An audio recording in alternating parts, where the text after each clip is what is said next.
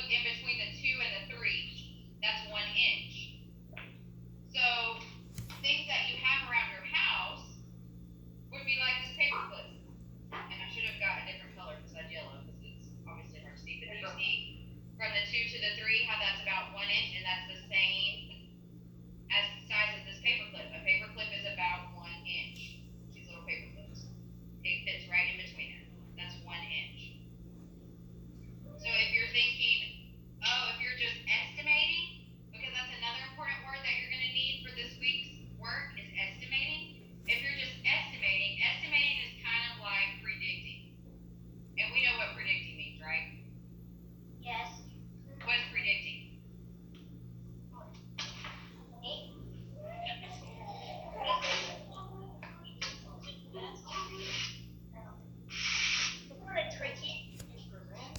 Making a good guess, right? Estimating is the same thing. Have you ever been somewhere and they say, oh, estimate how many, they want you to estimate how many candies are in the jar, and then you win the jar of candy? That's estimating. That means you're making a good guess. You're looking at the jar, thinking, how many candies can fit in that jar? Sometimes we do that when we measure too, if it doesn't have to be exact. So when you're using things around your house, you can estimate using a paper clip. Can anyone else tell me something that might be the size of a paper clip?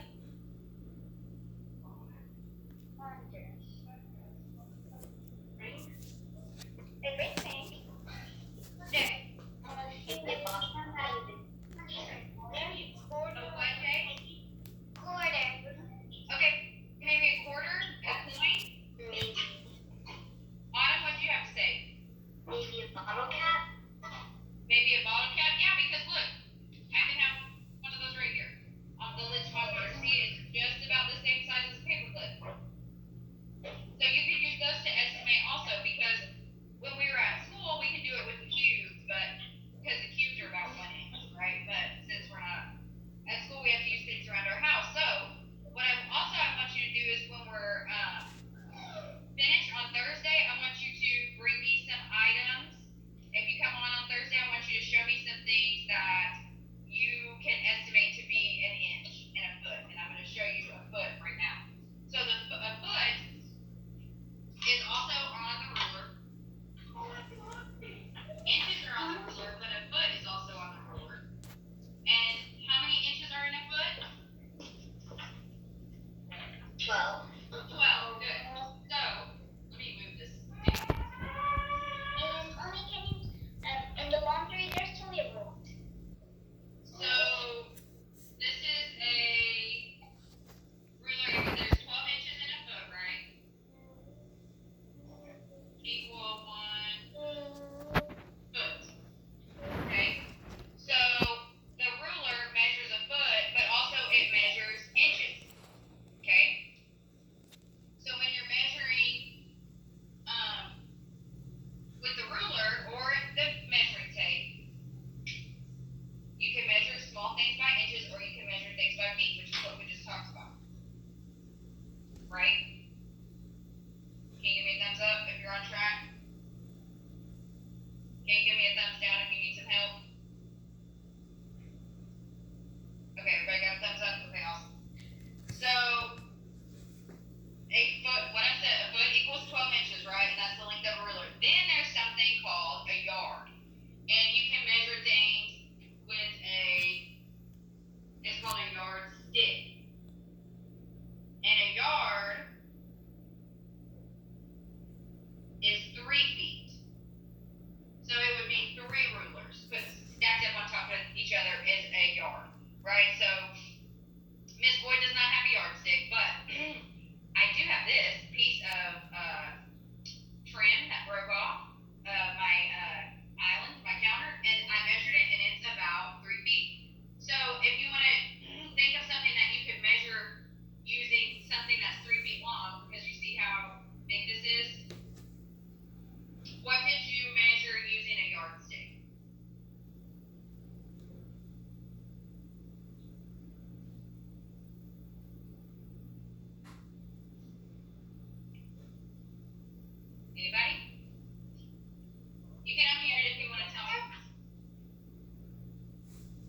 baseball bat? Okay, maybe a baseball bat? Sure. A big one? Sure. Or maybe. A door, very good. A door. You can measure a door because look at this. See this door? It's if I'm measuring it with a ruler, it's gonna take me a long time, right? Because I'm gonna keep having to stop and mark my place and move my ruler and move my ruler. But if I have one of these, if I have a yardstick or something close to a yardstick, I can just stack it very easily and see how big the door is because a door is not something small like a paperclip, right? So you could do a door, and there are, so that's that many feet, right? There's 3 feet in a yard, which is also the same as 36 inches in a yard. So that is also a way you could look at a yard. That's a lot of inches if you want to look at it with inches. 36 inches are in a yard. Okay. The other thing to that is, I think, hold on one second. Let me pull this up real quick. I was looking at, okay, right. I was looking at y'all's assignments, and I'm going to share the screen in just a minute so we can talk about it. If you haven't got your packet in the mail yet, it's okay. I just want to show you what you're going to be working on. That way when your packet comes, you can get started with it, okay? It's important when you measure things also that you start at 0 and go till the end of the object. And when you get to the end of the object, that's how long your object is. So my whiteboard is about 1 foot 11 inches long. So if you need to know, like when you're hanging a picture, right? If you're hanging a picture and you don't have a very big space, you need to figure out how much of it you're going to need to hang your picture. That's why it's important for you to learn how to measure things, right? Because eventually you're going to be hanging things. Think about even what size shoe you wear, right? Even with your shoe size, that's measuring, right? Because That's measuring. So, what, Neil? If you don't measure it, you could wear a small shoe and then your foot might be uncomfortable and you might have your foot sore. Exactly. That's why it's important. It's important that we know how to do those things, right? It's important for when we, even when we're not grown-ups, when we get to be grown-ups, it's going to be really important. But it's important. Think about if you were going to buy a refrigerator. If you're trying to buy a refrigerator, but you didn't have a very big space, you need to know how much space you need to put your refrigerator. So you have to measure your space, and then when you go shopping for refrigerators, you're measuring your refrigerator, right? That way you can make sure it matches. It's not too big, it's not too small for your area. Vita? Like you grab a ball and you grab a cup, you put something under there like a balloon, and you put the ball there and you like stretch the balloon, and the ball bounce off, and then you have to measure how far did it, go. Oh, that's awesome. That's a great idea. You can measure how far things go, right?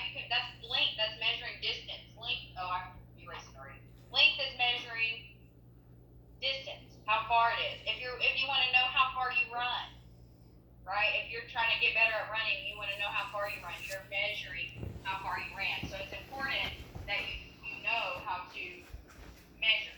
Well, what I want to show you is. Also I want to show you this. This is about this book. So remember we looked at the paper clip, and the paper clip is about 1 inch, right? So this book is about 1 foot long. So if I start here and I put paper clips, how many paper clips would it take for me to measure this book if it's about 1 foot long? Because remember it's an inch, but 12. 12, because if this is 1 foot long, there are 12 inches in a foot, right? So it would take 12 of these to measure how long this book is. I'll link if I want, but so that's important for you to know. I want to share, and y'all tell me if you can see it or not.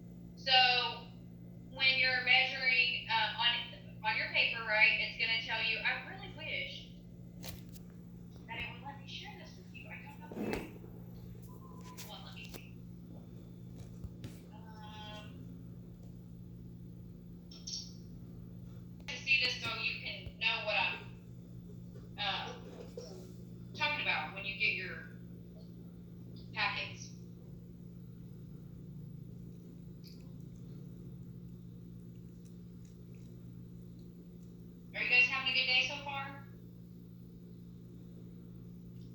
Yeah. Yeah. In just a second, also, can we sing Jade happy birthday? Yes. Okay. Is it okay if I could ask you a question, Miss Ford? Absolutely, friend.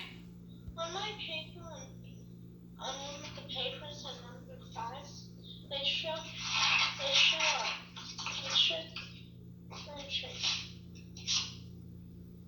You see it? Uh-huh. It's right here. They show something. I don't know if it printed wrong or something, or if it isn't fully printed or just the object. Because it's hard to tell what the object is, so I don't know how to measure it. Okay, let me pull it up over here and I'll see if I can figure out what it is. Oh my goodness. Y'all hear my dogs out there? No. They're getting very loud. Okay, so when you're on, can you tell me what page that was on, Neil? It was on page 7, 745. Okay. Hi, baby. So, oh, I see what you're saying. This. So I think this, it wants you to measure a pencil and then a table and then a door. Mine just printed a line. Uh-oh. Hey, Maybe you can just write the word table right there so it'll help you remember. You can measure a table. It was a pencil and then a table and then a door. Nice. Mom is recording thank for you, Opa. Miss Ford. You're so welcome. Drink water. Okay, so this one, is showing you right here. Okay, can everybody see it? So it says you can measure the length and height of an object using inches, right? So you start from where 0 would be on the ruler. The ruler doesn't have a 0. You just have to know, although there's nothing there, that's your 0. Remember, like I showed you on the measuring tape. Then it says to measure the nearest inch, look for the halfway mark. So when you're estimating, it might not be exactly an inch, it might be a little bit over. There's a mark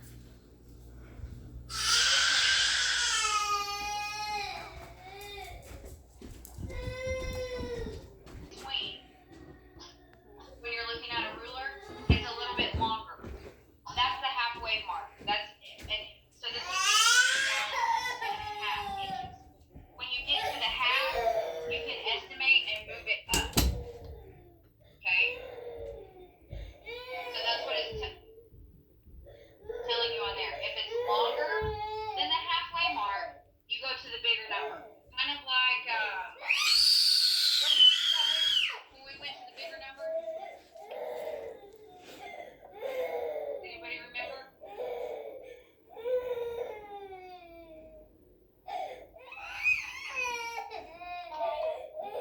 No? It was when we, I'm trying to think of what it was. Were we doing, I don't know. But anyway, what I'm saying is when you're looking at the ruler and it goes a little past that halfway mark, that's when you can say the word about.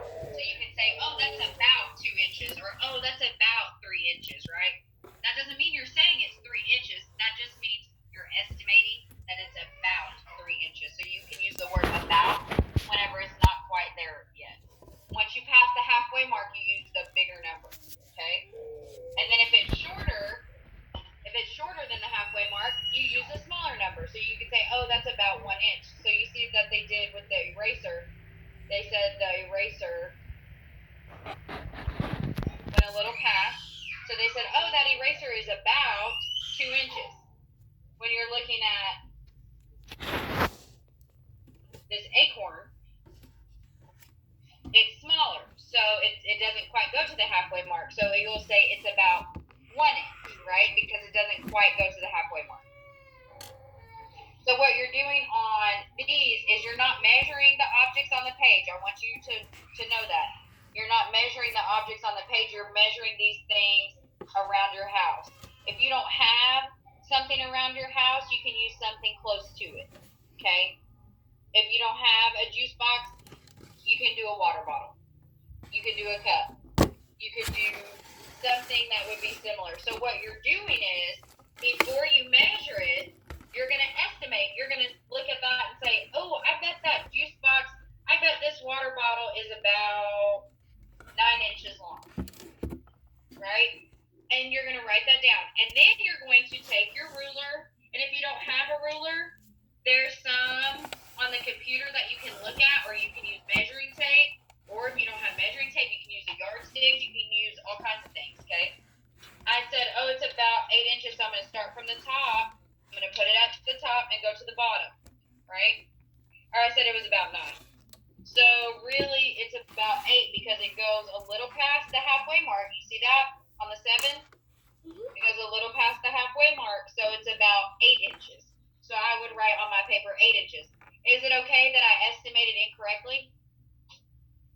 Yes, it is. Don't erase it. I want you to keep it there.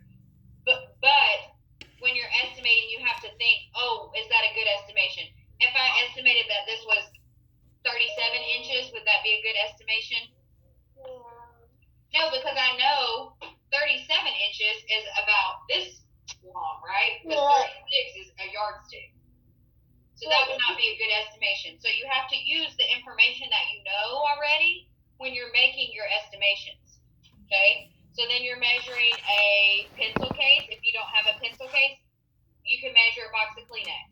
If you don't have a box of Kleenex, you can measure something that's about the size, think about your crayon box. You know? Like, if we get the paper and we set it measure like a juice box or even something, do we write it on the paper? Or we get a blank paper and take a picture? No, you're going to do it on this paper. When you get it. If you haven't got it in the mail yet, it should be coming in the mail. And it's okay if you haven't. I just want to talk to you about it before you get started on it, so that way maybe you don't get confused. Or if you have already started on it and you have questions, I want to help you with the questions. Did you have a question, Neil? I just wanted to say that if you want to estimate it, at least has to be close to the answer, because if it's way lower than the answer or way higher, you'd think it's a whole different object. Right, that wouldn't be a good estimation of the size of the object. Very good. Autumn? I didn't have a crayon box, so I measured this because I keep all my pencils and stuff and my pens in it. Perfect. See, you got it. If you don't have it, just get creative, and it's okay. Can't hold it very good because if I do, this glitter gets all over my Okay. because my mom glued it to this cup, so it's great. So also, see on here, you're going to do a backpack. Oops. Gosh. From this year.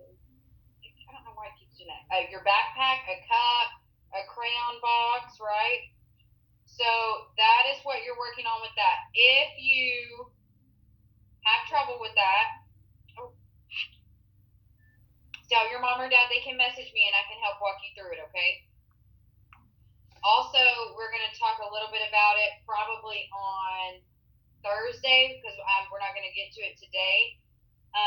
But we're going to talk about broken rulers and how to use a broken ruler to measure things. Like maybe if it broke off at the 3. I'm asking math. Yeah. Was a broken ruler at the estimate. Yes, very good. If maybe you got to that level in SC Math. Vita? It's like SC Math because you have to do a little half. Like you do 2 and then you press the 2. They give you a 1 half and a 2 half. Yeah, very good. Yes, just like on ST Math. So if you haven't got to that level on ST Math, we're going to learn about it, and then when it comes, you can just breeze right through it, right? And also, I want you to know about this too. Look, Vita, you said, look, the bat. You said a bat was about a foot, and look what they used as their example. Good job. They used a bat too. So when you're doing this, it wants you to measure these objects. What do you think the length of these objects are? And look at this one. This one, which this one you're just going to match. You're just going to match those. The hammer and the paperclip. Well, we know a paperclip is about what? 1 inch. 2 1 inch. So but we're going to draw the line from the paperclip to where it says the word inch. 1 inch, right? And then we can guess the length of a hammer. You used to have a hammer in here. I think it's in the garage. A hammer is probably about what? 6 inch. You think it's a foot or a yard? This is a yard, remember? A foot. So a hammer is probably the length of 1 foot, right? So you're going to match it. And when you read it, it will say about, because remember, if it says about, that doesn't mean it's exact. That means it's about. That means it might have went past the halfway mark, right? So there is some questions too on the bottom, and it's going to ask you, you see these on the bottom? 1 foot equals how many inches? Do you remember?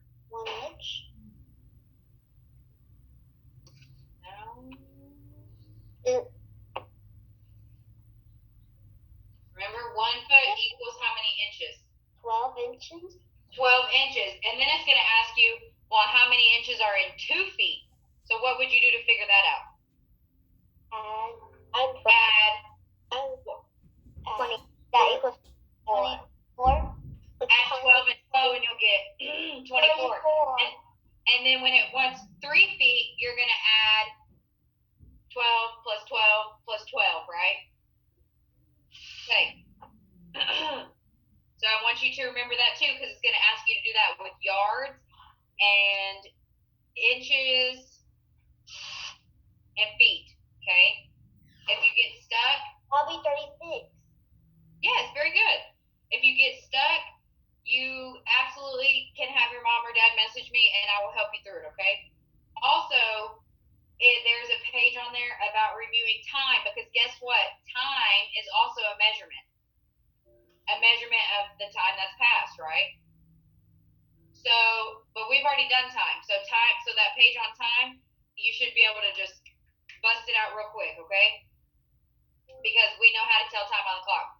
Remember when we're looking at a clock, an analog clock, not a digital clock. When we're looking at the analog clock and it starts at 12 and then it goes to what? What comes after the 12 when you're looking at a clock? 1, 1, 2, 3, 4, 5, 6, and then it goes all the way up at 12, right? Remember those big numbers, like the 12, the 1, the 2, 3, those all represent what when you're counting the minutes using the minute hand? How many minutes have passed when the minute hand is at the 1? 5. 5. Remember they're by 5, so it's 5, 10, 15, 20, 25, 30, 35, 40, 45, 50, 55, 60. Because how many minutes are in an hour? 60. 60. There's 60 minutes in an hour. Very good. That part should be a review because we learned that a long time ago. Do you have a question, Vita? Okay. Okay, the next thing that we're going to talk about is poetry. Does anybody have any questions on measuring before I move on to poetry real fast? No? Okay, and we'll talk about this some more on Thursday, and then tomorrow when we read Junie B, if you have any questions about it too, you can ask me about it tomorrow too, okay? If you think of a question,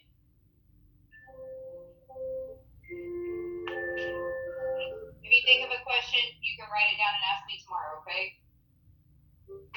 Okay, let's talk about poetry. Let me erase this board. I want you to think about, because we've talked about poetry. Remember, poetry is not brand new. Tell me what you know about poetry. Vita, what do you know about poetry? It's like a rhyme and some words, like a poetry called Roses Are Red. Yes, everybody knows that poem, right? Roses are red, violets are blue. Sugar is sweet. Sugar is sweet, and so are you. That's a poem. That's a poem, right? Poems can have rhymes. Do poems have to have rhymes? No. They don't. That's a cool thing about poems. Remember when we did? I know we did one about maybe for Veterans Day when we did the word veteran. or we did it with our name even, and we wrote like if we were doing the acrostic poem, do you remember those? And we came up with words for our names, like what's an adjective that could describe Miss Boyd, and we wrote what?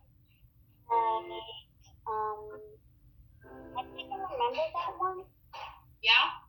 I think so. We remember we did it with our names, and we did remember because on the D we said Diet Coke because that tells about Miss Boyd because Miss Boyd loves her Diet Coke. Remember that? And we did but we did it with our own names. Remember when we did that? So that's a form of poem too.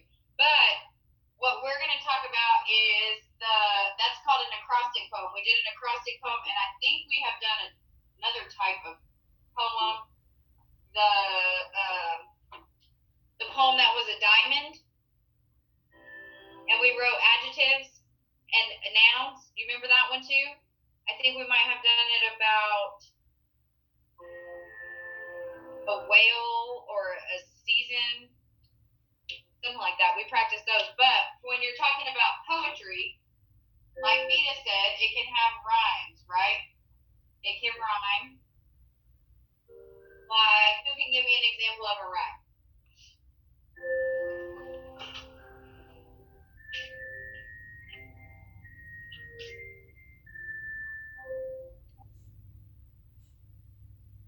Mat and bat. What'd you say, Neil? I said mat and bat rhyme. Absolutely. So, mat and bat. See how they have the same ending? Mat and bat. They have the same ending, Vita? One time when I was struggling in poem, my aunt said about how to know to rhyme. Some of the words, have like mat bat. It's spelled like OT on bat. A on bat is spelled like AT, and mat is spelled like AT. So yes, very good. They have this. If you notice, a lot of the words have the same ending sound. They come from the same word family. Autumn. R and far. R and far. Do you hear how they have the same ending sound? Rhyming is when they have the same ending sound, right? Then there's another thing in poetry, and it's a word that sounds like rhyme, but it's called rhythm. Rhythm is kind of how it's like a song. Like when there's a song that you really like, and you can hear the beat of the song, and you tap your foot to the beat, or you're dancing to the beat, right? That's in poetry. Poetry is kind of like a song. Songs are kind of like poetry because if you notice when you listen to songs a lot, they rhyme a lot. A lot of songs have a lot of rhyming words in them. So the rhythm is the musical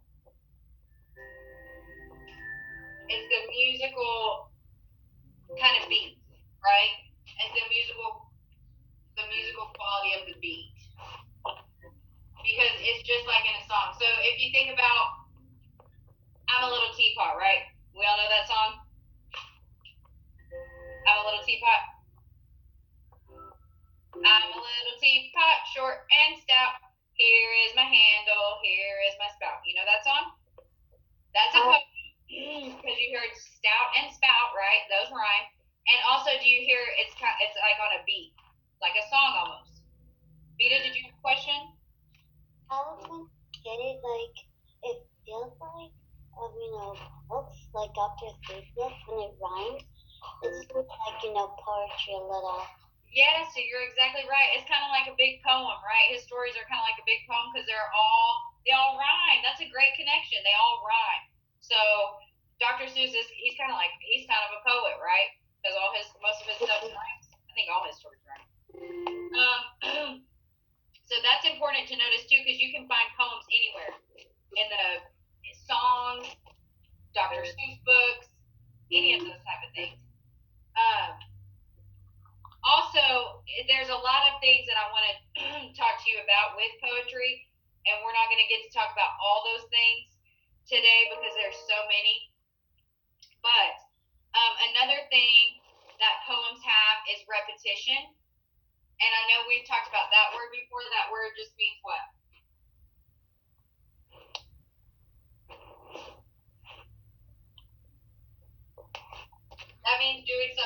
over and over?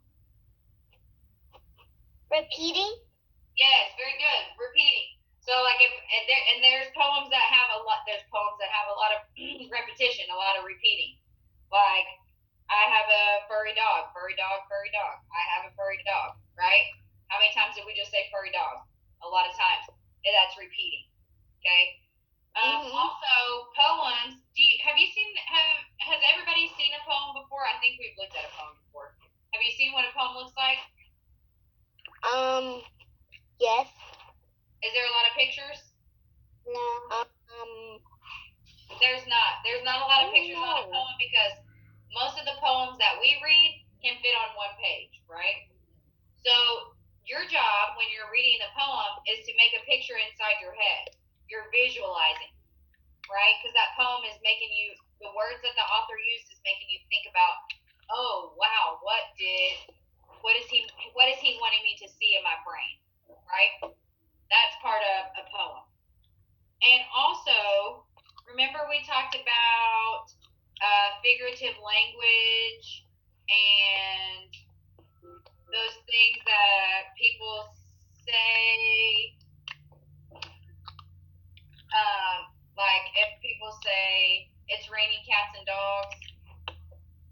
What's figure of speech? It's figure of speech, it's figurative language, and it's called what? Do you remember?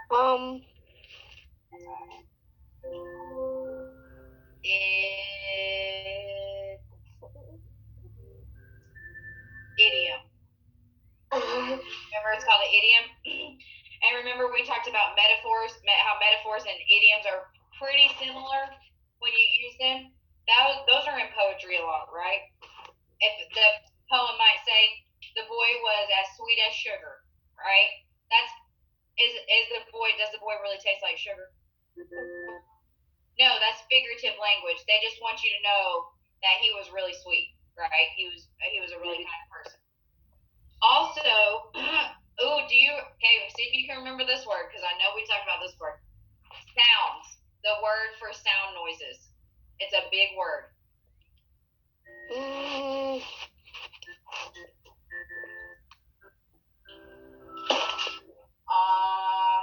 Starts with the Onomatopoeia.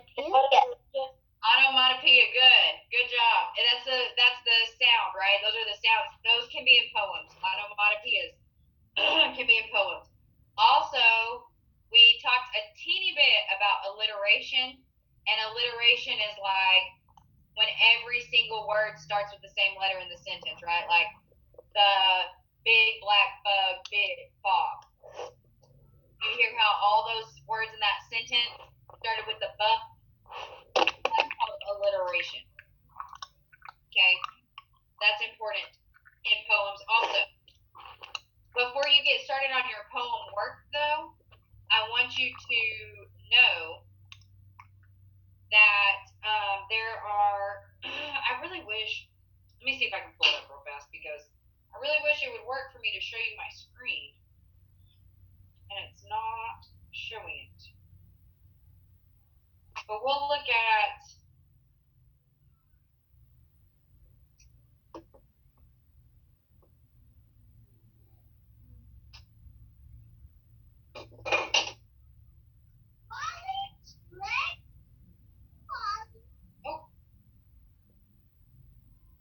where'd it go?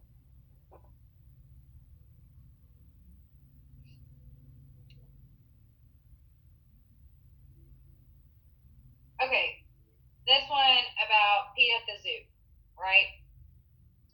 So when you're looking at a poem, there's different things of a poem called a stanza. That's an important word for you to know. It's called a stanza, okay? A stanza, because in a poem, it's not like sentences across the page, right? You can see it's lines. See how it's just lines? It breaks the sentences apart. That's part of an element of a poem. So a stanza is a group of lines in a poem.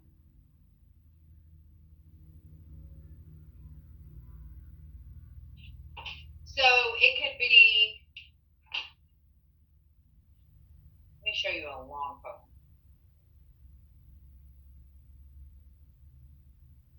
So you can see what I'm talking about, because when you're looking at a poem, they're short poems.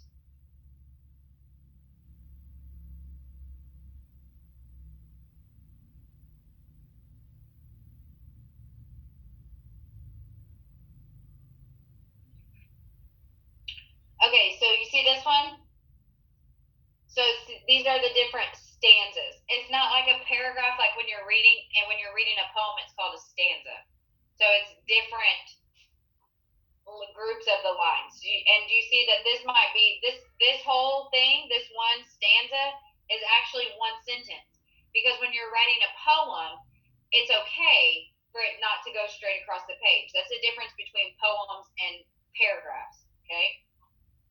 I want you to know that also when you're looking at poems.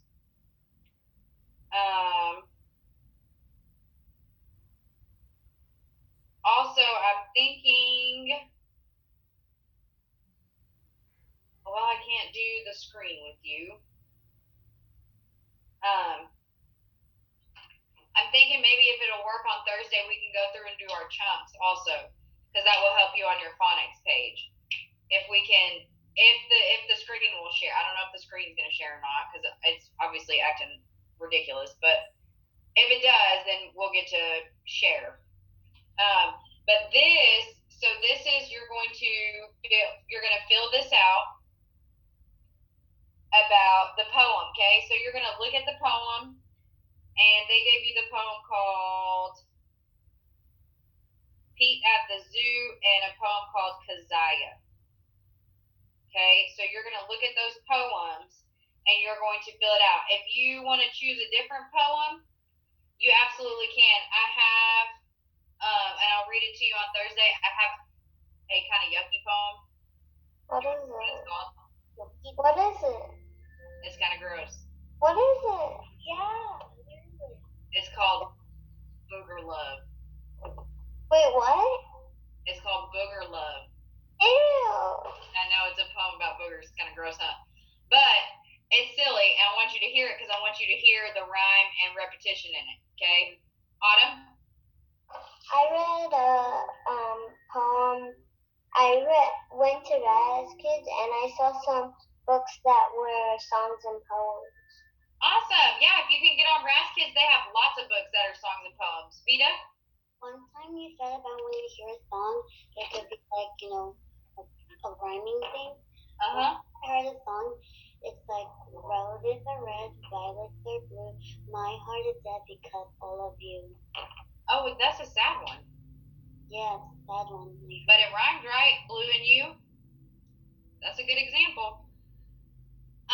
So when you're filling out your graphic organizer, you're gonna predict. So that means, we know what predict means. You're gonna make a smart guess about what's gonna happen in the story, and then you're gonna look at this, see if the poem has stanzas. And we talked about that. Stanzas are what?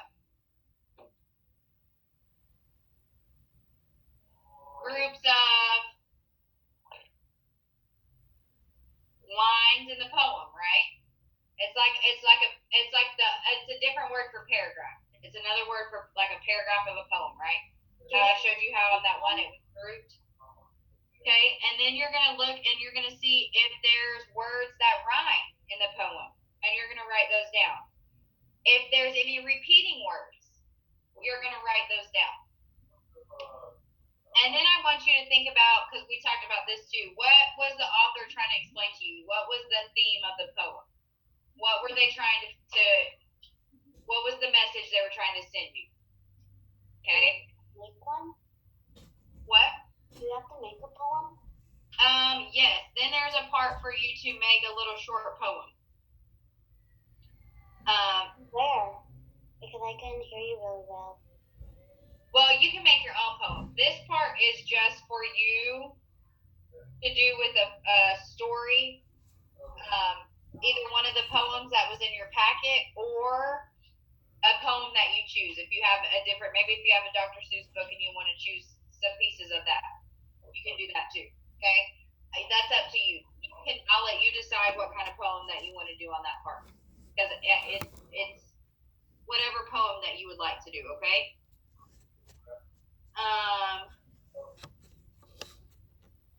Let me make sure the chunks on your, do you have a question, Sophia?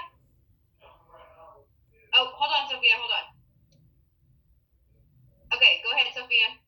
Well, the thing is that I don't have actually a question about that, but I did have not just a question about the inches, but I did have something to show you guys. Because in the meantime, when you guys were actually talking about that, I actually was going to do the inches with my eraser. So I traced it that way it didn't fall. And is it 6 over there? It's really hard to change it.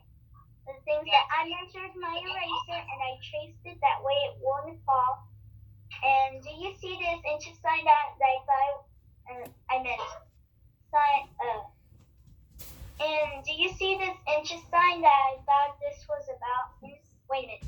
I guess I had to put a bit of period on the sentence. And do you see this inch sign? Right, it's totally right here. Do you see it? Right here, inches. Yeah, Of course, so I thought it is actually from inches, and when I did the inches, I saw that it was almost 6 inches. Awesome, good job. So you guys can measure anything around your house that you want to measure around your house. That's what's cool about measuring. You can just measure your heart out. And I measured my eraser, and it totally got to 6 inches.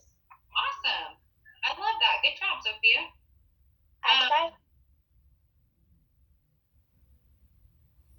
Good job. So what I want you to notice is, remember the rhyming. I want you to think about the rhyming, and I also want you to think about the stanzas. And then we'll come back on Thursday and we'll talk about it some more, and we'll fill it out using probably the booger poem. And we'll fill it out. We'll fill out this graphic organizer together if the screen will let me share it with you, okay? But remember, repetition means what?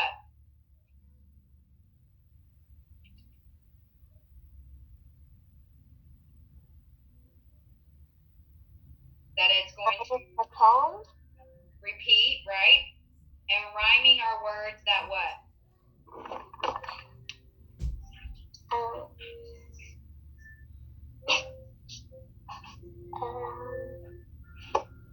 They sound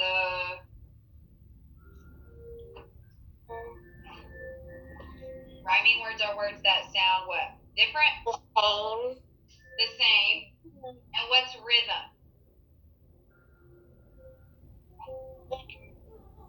When they sound, when it,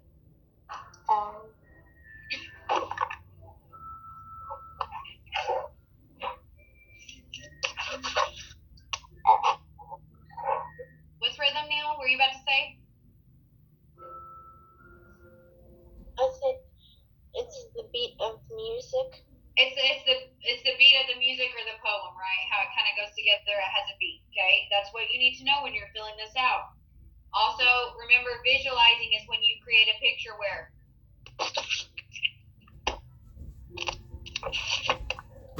in your mind. In your mind. Very good. Good job, Jade. It's when you create a picture in your mind. Okay.